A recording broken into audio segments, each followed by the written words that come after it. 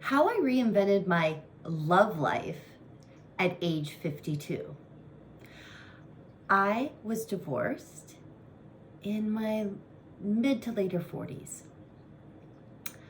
and I was at a complete loss when it came to dating. And my problem was I kept on attracting unavailable men. I was so surprised at how many unavailable men were out there, and why was I the one that kept on attracting them? Meaning I was attracting men that weren't emotionally available for me. They were in relationships. They were married. They were liars. To be honest, it was very, very hard, hurtful, and painful. And I kept on thinking, what is it? Why? What am I doing? Well, I had to do a little bit of shifting and a little bit of changing to find out, why was I attracting this unavailable man? Well, truth be told, I was just as unavailable. I had not done the inner work yet to become a whole, healthy, emotional person. So I had that little child of mine, that little girl that I had to heal. And the process worked. I did the work. It took a few years. And in the process of it taking these few years, I also did date. So it wasn't like, okay, I'm going to go do this right now. I'm going to go work on me, and then I won't see anyone in between.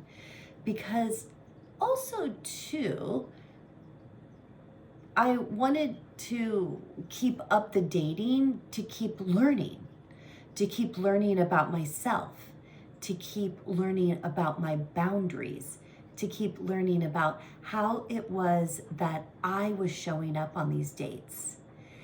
And slowly but surely, the more work I did on myself, the more confident I became, and then the better, men that were coming into my life was present. These guys were improving right before my very eyes as I started to do the self-love and the self-care work that I needed to do to then attract a loving partner who also had self-love, self-care, boundaries, and all the things that I wanted.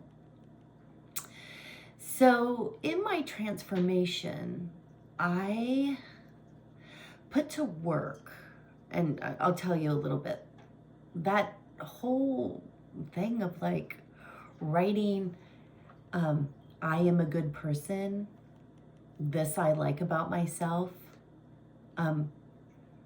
those little things that you would do, I wrote them on little strips of paper and I put them inside a jar. And I just had this jar full of all these things that I felt about myself.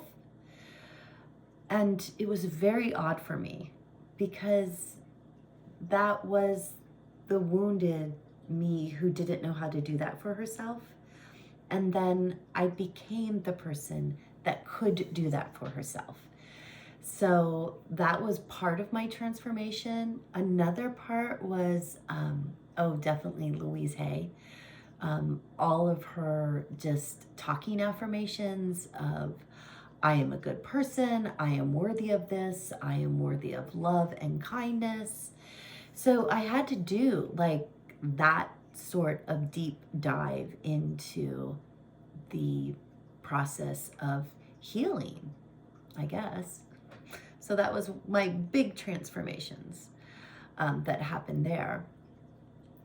And then it was pretty amazing because what did I get on the other side? Well, I got happily ever after. I really did. I did date. I was up on 3 to 6.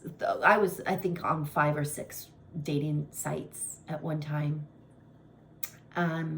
I was looking at my dating sites. I was saying, I will be open to whoever comes at me because I really, in the depths of my soul, wanted to be in a relationship with a loving, kind, wonderful man.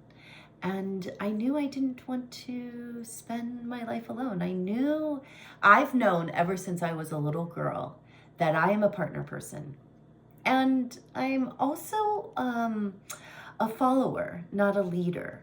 So I felt really the need to be with my leader, to be with my partner leader. I'm the best support person there ever is. So, in us now, Kurt and I have been together for 3 years, but like supporting him in the house is like super awesome. And I love doing that. Like when it's supporting each other around chores or vacations or kids or holidays or whatever it is. But that's a little sidetrack.